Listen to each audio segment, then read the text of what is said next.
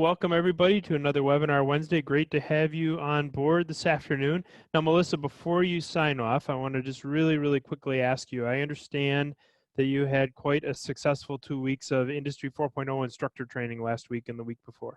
Absolutely. It was incredible. It was a great 2 weeks of instructor training. And how many instructors altogether participated in the training in the 2 Yeah, weeks? so we had 78 instructors participate throughout those 2 weeks. Unbelievable. And this is all virtual, right? Yes, we did this virtually, and we used a couple of different distance learning methods that our instructors will probably be using as they go into their classes this fall. So we gave them kind of a spattering of different methods so that they can take some of that and implement it in their own classes. And many of these instructors will be teaching the same 4 courses we're talking about today and talking about what comes after those 4 courses? Yes, absolutely. And what did it cost the instructors to be a part of this? It costs them nothing. We do this as an extra tool just to help share information and prepare our instructors to deliver this content to their students. It's part of our mission, and so we don't charge them anything. And any particular level of instructor, high school, community college, industry, what fits best? Yeah, all of the above. We had your K-12 CTE instructors. We had instructors from technical and community colleges from different departments within those. And we did have university professors as well as some industrial partners who might be thinking about doing internal training programs for their incumbent workers. Fantastic. And as I put a couple of slides up here and pictures of the training itself, is this going to happen again? Are you planning another session of Industry 4.0 instructor training? Yes, definitely. As we mentioned, it was a great success. We had a lot of great feedback, and I know there were a lot of instructors who definitely wanted to participate, who weren't able to do this one. So we will be hosting another virtual instructor training later on this summer in August. We're finalizing the information for that, and we'll soon publish the information, and signups will go live. Perfect. So we'll encourage our audience to keep an eye open for that. I know a number of the instructors that participated last week were curious, as everybody else is, about what happens after a student gets done with these 4 courses. So I know we have some of those instructors that participated on board. We welcome you along with everybody else as we dive into this topic about what comes after the 4 courses. But first, we have to answer the question, what are the 4 courses? And they've actually become known as the 4 courses, but they're 4 courses of Introduction to Industry 4.0 for students and learners at every single type of educational institution who want to get a good flavor for Industry 4.0 technology. So the first course is Introduction to Mechatronics. Second one is Introduction to Industrial Controls. Third one, Introduction to Robotics. And the fourth one, Introduction to the Industrial Internet of Things. Now, these courses are being taught in now nearly 100 high schools all over the Midwest, including states like Minnesota and Wisconsin and Michigan and elsewhere, really inspiring people toward awesome careers in advanced manufacturing. Before those 4 courses, we have Industry 4.0 Foundations, Mike Trimberger from the Random Lake School District. He's the district administrator there. Dr. Trimberger joined us last week to talk a little bit about how they're using portable learning in their advanced manufacturing technology courses in the middle school level, at the middle school level. So students are getting introduced to this technology at that level, and then moving on to the Industry 4.0 course fundamentals that we're talking about here: mechatronics, industrial controls, industrial robotics, and finally the introduction to the industrial Internet of Things. But the question is, what comes next? So a student has gone through these courses, they've experienced this technology in a theory-based format, they've experienced it in a hands-on format, they've worked on projects, they understand the technology, both in terms of the mechanics behind it and in terms of interacting with the technology on a hands-on basis. What comes after that? And that is what we were going to chat about here this afternoon. So the first thing we like to share with folks is that students who have completed these courses need to consider strongly sitting for the Smart Automation Certification Alliance associate level certifications. Now, right now, those certifications are going through pilot testing, which means that anybody whose organization, whose educational institution is a pilot site can sit for those certifications for free.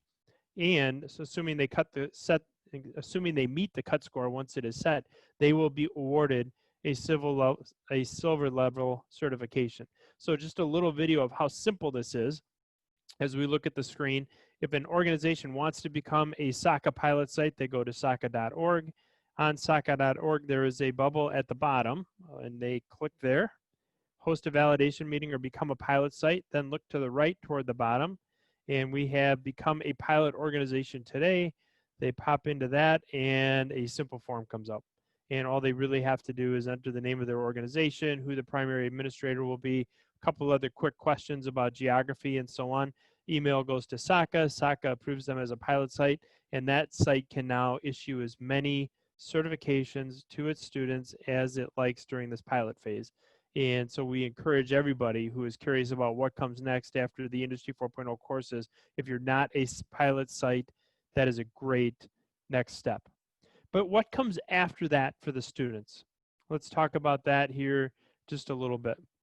Are these courses appropriate for a student who's going to stay in high school for another year or two because they completed them early in their high school career? What about a student who's going direct to workforce? How about those students that are more interested in a 4-year university degree, or the students that are going to community college? Which of these bubbles, which of these circles is most appropriate for a student who has gone through these courses? And the answer to that question is all of them. And that is the true beauty of those 4 courses, is that they are not designed for any specific career pathway. They're not designed for any specific next step after the courses. They are specifically and intentionally designed to leave students with as many options as possible following their completion of the 4 courses. So let's talk about what those options are. We start with high school. So students are now, believe it or not, completing these courses sometimes by the end of their sophomore year of high school. And we see school districts that are implementing them in their course structure and in their course sequence in such a way that students can complete them by the end of their sophomore year. Well, what comes next for those students? And the answer is a wide variety of options. We have students working on really cool capstone projects in robotics and advanced manufacturing. We see students that are interested in apprenticeships and work-based learning opportunities. So all kinds of opportunities at the high school level for students who have completed the courses but are still in high school. We also see students that will move on in association with their technical or community colleges and earn additional credits, additional college credits for programs at the technical or community college. So they get a huge head start coming out of high school if that ends up being their pathway. So what about students going direct to the workforce? A student graduates from high school. For whatever reason, their next step is going directly into the workforce. That's what they're passionate about. That's what they're excited about. That is fantastic. What types of career opportunities are available to these students? So the first point we want to make is the title to this slide, which says Advanced Manufacturing Careers. And when we say advanced manufacturing careers, we are talking about manufacturers that are implementing Industry 4.0 technology. We are talking about manufacturers that are using advanced manufacturing technology, and the competencies that students gain from these courses are perfect for career pathways such as certainly apprenticeships, production associates and production assemblers, equipment operators, material handlers, people that are doing quality inspection in a industrial employer that utilizes advanced manufacturing technology. We also see students going into roles like industrial technician, industrial mechanic, and automation technician. We like to make it clear that those are entry-level positions in those endeavors. So we don't want to confuse that with a student that is getting a head start at an industrial employer by going through an awesome associate degree, technical diploma program at their technical or community college that would prepare them for opportunities like that. But many industrial employers will hire people right out of high school and put them in entry-level positions, maybe pay for their education as they move through an associate's degree, maybe give them some on-the-job training to prepare them for roles like that. Entry-level positions in mechanics, maintenance, technicians, those are great next steps for students coming out of their high school career. How about robot programmer? Robot programmer, would that be something that somebody could do with just a high school degree? I can tell you that 5 years ago, a lot of people told us that we were crazy, that somebody might hire a robot programmer right out of high school. This young man, Kyle Pike, would tell you, Otherwise, he's a young man that went through his 1 semester introduction to robotics course at Lamira High School. Lamira is in southeastern Wisconsin. 1 semester course in high school. The day after he graduated, this was a year ago this June, the day after Kyle graduated, he started a job as a robot programmer at Metalcraft of Mayville, an industrial employer, and he is programming robots that paint product on an industrial paint line right out of high school. And what is more, his industrial employer will pay for him to continue his education at the local community college. So that wasn't a end of the education pathway for Kyle.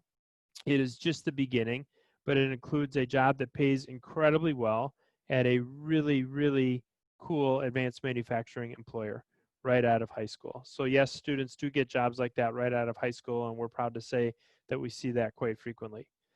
So community college, if a student takes these 4 courses in a high school, what might be available to them as they move on to their community college or their technical college? And we see students going into all kinds of a wide variety of career pathways. Here's a great example. This young man is named Jaron Ramig. Jaron took these 4 courses while he was still in high school in association with his technical college, Gateway Technical College. I absolutely love this quote. He says, "These classes have been a great stepping stone for me. When I get to college, I'll have half a year of my degree already done. And since I didn't pay for those classes, I'll be saving money. I'll end up having to pay only about $6,000 to earn a degree in a field where I can earn $60,000 to $80,000 a year." Man, if every young person thought that far ahead of themselves, how creative and amazing would that be? That is just a phenomenal way of looking at things. As Jaron puts it, that is a great investment of my time and money. So these 4 courses put students on a great pathway if they're going on to community or technical college. Right now, the Smart Automation Certification Alliance, which has certifications derived around all 4 of those courses, as we discussed earlier, has put together relationships with community and technical colleges all over the country. These are just some of the better ones here in the Midwest that we've had an opportunity to work with. And this isn't an all-encompassing list. There are certainly others, but colleges like Gateway Technical College that we just talked about, the Smart Automation Certification Alliance put together a memorandum of understanding with Chippewa Valley, Western, Wisconsin Indian Head, and Gateway Technical College about a year ago to do a variety of things, including creating pathways toward credits for students taking these courses in high school and implementing the SACA certifications at the technical and community college level. Great things happening in the state of Michigan with Jackson College and Macomb Community College and others. So great opportunities for students as their colleges look to find as many opportunities as possible to give students credit for the important work they did in high school and give them a head start when they get to their technical or their community college. As just one example, Gateway, which we already mentioned, that was Jaron Ramig's program that he just talked about a minute ago. Remember those 4 courses: Introduction to Industrial, Introduction into Mechatronics. There it is right there on the course sequence for their Advanced Manufacturing Technology degree. Introduction to Industrial Controls sits right there. Introduction to Industrial Robotics is right below it, and right below that is Introduction to the Industrial Internet of Things. Those specific courses, same competencies, same curriculum being taught at a high school so that a student gets credit for that work when they get to their technical or community college, and a wide variety of degrees, not just advanced manufacturing technology, but these courses set students up for career pathways and for degree pathways in areas like computer science and industrial mechanics, industrial maintenance, robotics and automation, welding and CNC, alternative energy, automated fabrication, and the list goes on and on. The interest that these courses spark for students as they move on to the next step is what creates these pathways and the excitement around enrolling at the technical or community college and having the same opportunities that someone like Jaron Ramig did when he took the courses in high school and moved on to the community college.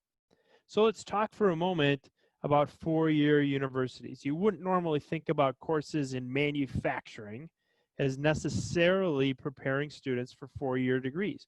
But the beauty of these programs is that they are all-encompassing, that they speak to a huge and wide variety of students and get them excited about careers and pathways that would require a four-year university degree as well. These are things like aerospace engineering and biomedical and biomechanical engineering, computer science and data management, IT, mechatronics, robotics, systems engineering, and so on. So for students interested in engineering, interested in computer and data science, these 4 courses create a great pathway, create a foundation of understanding the technology that they'll be working with when they get to their university pathway. So as they begin maybe being a little bit more theory heavy when they're in university at the university, they have a context for what they're learning because of what they learned in high school.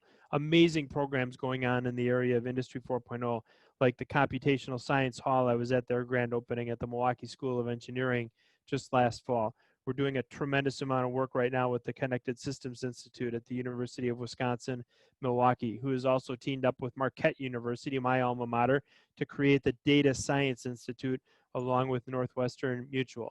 One of my favorite examples is this program at Wayne State University, where students are learning drone technology. And they're not learning how to fly the drone or operate that ground vehicle. They're learning how do we create algorithms and artificial intelligence and machine learning that enable those pieces of equipment to communicate with each other. Look at the swarm of drones all flying in unison, all avoiding collision. That requires an incredibly powerful algorithm that students are learning how to build. And these 4 courses create awesome foundations for the competencies that will be necessary in a course like that. How about the University of Michigan, where they have a major in data science? The University of Wisconsin-Madison is launching its program in data science, proving that I practice what I preach. My daughter is actually enrolling in that program in September of this year. The Michigan State University, Bachelor of Science degree in data science. The University of Minnesota has an awesome program in data science. All of these are the types of programs that the 4 courses create excitement and interest about and give students a context for what they will be learning when they get to their next level of education.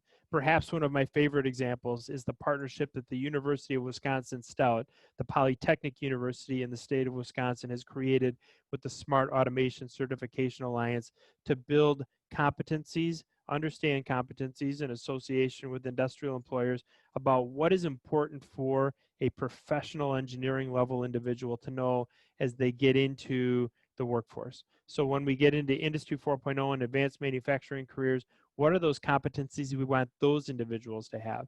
And SACA, in association with the University of Wisconsin-Stout, is creating a professional level certification built on those competencies and a methodology for being able to assess whether an individual coming out of a 4-year engineering program has those competencies that will be important for success when they get to industry, especially when it comes to advanced manufacturing and Industry 4.0. So that is our pathway out of these programs.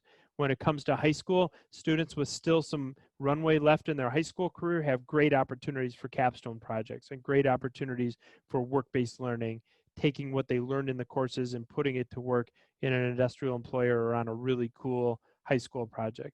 Students going direct to workforce, students like Kyle Pike, who took his 1 semester course in Introduction to Robotics and turned that into a great career opportunity with an industrial employer that will help him continue his education at the community college if that's what he chooses to do. Then we get to the community college, all kinds of colleges all over the Midwest and all over the United States that are working with their high schools and working with organizations like the Smart Automation Certification Alliance to define how we can create as many pathways into the community college as possible. 5 years ago, not everybody was thinking that way. They thought if we taught this at the high school, maybe we're not going to need the technical colleges. Maybe that technical college degree will be less important. What we're finding is exactly the opposite. Is it ignites a spark of interest in high school students so that they can flourish when they get to the community college, and it actually increases enrollment at the community colleges that are creating amazing partnerships with their high schools. And finally, the 4-year universities, wide variety of pathways for students from data science to computer engineering to automation to robotics as they leave these 4 courses and choose to move on to a 4-year university. That is the beauty of the 4 courses. That is where all of these opportunities converge. That is where the student who is maybe the traditional technical education student can commune with the student who is a data science major at a 4-year university. They work together, learn from each other, share ideas, and that is the beauty of a program like this, is that it's not a dead end for any specific career pathway, it is open to anybody and creates amazing career pathways as they leave the program. So with that, Melissa, we're about 22 minutes past the hour. We'd like to keep these around 25 to 30 minutes. Did we have any interesting questions that landed from our audience this afternoon? Yes, absolutely. We have a couple of questions that I would just remind everyone on today's webinar. Feel free to put your questions in on anything Matt talked about, any topics you might want to know more about in that Q&A, and we will send those over to Matt and talk about them. So the first question, Matt, and this alludes to your experience running manufacturing businesses for many years. Matt, in your experience in manufacturing, was education all that important on an entry-level position? That's a great question. And I would tell you that the answer to that question has changed significantly over the last 5 to 10 years. Certainly, somebody's education level, their competencies, what they know, that's always important in any career pathway. And as an industrial employer, I spent 20 some years running manufacturing companies. Certainly, we wanted to hire people with a level of intelligence that we knew would allow them to flourish when we brought them onto our workforce. But I would also tell you that I was part of the problem of industrial employers who would say, "Give me somebody who comes to work every day, stays off of drugs, and can take a little bit of direction, and I'll work with that. I'll train them." And what I didn't realize is I was missing a huge opportunity to collaborate with my local educators to create pathways like the ones that we're talking about here. And the reason we said we'll find anybody who can fog a mirror and take them is because we didn't have students necessarily coming out of, for instance, high school with the kind of experience that we would have been able to put to work in the kind of manufacturing organizations that I ran, advanced manufacturing companies. Well, now with students learning these competencies in high school, they are without question favored when they get to the workforce. And organizations like the Smart Automation Certification Alliance that are equipping those students with certifications that can demonstrate to an industrial employer that they have what it takes to be successful in that business space, and that they have enough of an interest to take the courses in high school and have a passion around manufacturing. Huge head start for those students. So long answer to the question. In short, Melissa, absolutely the basis of that education is important, and the more exposure that students get to advanced manufacturing while they're in high school, the more likely they are going to be to end up with a really cool career opportunity like the one that Kyle had we talked about just a little while ago. Great, thanks, Matt.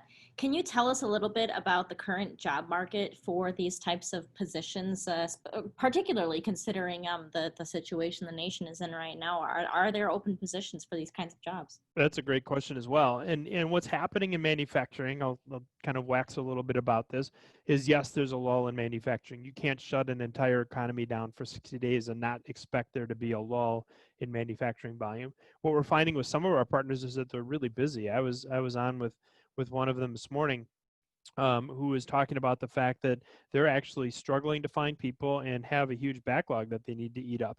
And so there are manufacturing organizations that are flourishing. If you go on to Indeed and you look under manufacturing, there are tremendous amounts of careers and tremendous amounts of companies that are hiring. The other thing that is going to happen because of this crisis is that we are starting to understand the exposure that we put ourselves under when we globalize our supply chain. And there will always be a global supply chain, but when it comes to things like PPE and pharmaceuticals and other necessities, the more global that supply chain, the more it gets interrupted when we have a crisis like the one that we just went through. People are starting to understand the importance of producing product closer and closer to the point of consumption. And that means manufacturing will continue to come back to America. It's going to come back way more data-driven and way more robotic and automated than it was when it left. And that creates a huge gap and a huge need for people with these advanced manufacturing competencies. So right now, the economy is still relatively robust when it comes to manufacturing. We're going to get out of this lull. It will become even more robust, and the next 5 to 10 years look great for manufacturing employment, in my opinion. Excellent.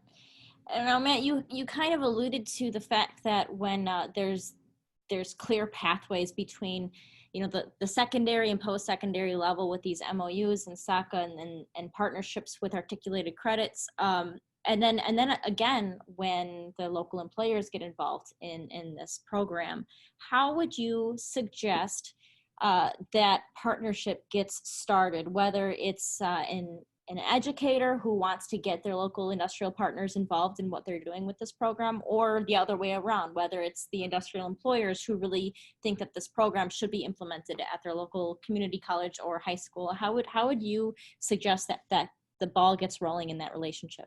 Another great question, and there are several certain pathways that we've seen work really, really well. The first one is to start the dialogue. I spent a whole lot of time in manufacturing. I've spent a whole lot of time in education. In many cases, their interests are aligned, but their language isn't. They don't necessarily speak the same language. And so getting around the table and admitting that we don't know what the other one necessarily does or how they think, and then starting to explore how we can build that relationship, that's really, really important. So letting the guard down, checking the agendas at the door, and just really talking about what's right for students and what's right for communities, that is the first thing, is to start the dialogue. The other thing we tell especially educators is ask for help, not money. Industrial employers, and I can tell from the experience, if somebody comes to me and says, I'm starting a new program and I'm looking for $25,000, I might have one level of interest. If I have somebody that says, I'm starting a new program and I really value your input and your feedback as we get this going, can you come to a meeting and just share with us what you would be looking for? That's the way to start that discussion. I would also tell you that we've seen tremendous success of educators who are asking their industrial employers to partner with the Smart Automation Certification Alliance and serve on their technical work groups. So all of those certifications that we talked about are based on competencies that are defined not by SACA, but by industrial employers. And so they've created a huge database and a huge group of industrial employers and communities that will come to technical work group meetings to help define competencies in advanced manufacturing. And once those industrial employers attend those meetings and start seeing the opportunities for students and start seeing the fact that there's tremendous work being done in education toward getting students excited about these careers and giving them the competencies they need to be successful, that really fires up the industrial employers. So SACA takes all comers and encourages folks to get involved. If there are industrial employers that want to be a part of this movement, by all means, get in touch with SACA about being a part of those technical work groups. You'll meet other industrial employers that are doing really, really interesting things. We've seen amazing partnerships come from that. But most important, you'll be helping to define what the future of American manufacturing looks like, and that's incredibly important work.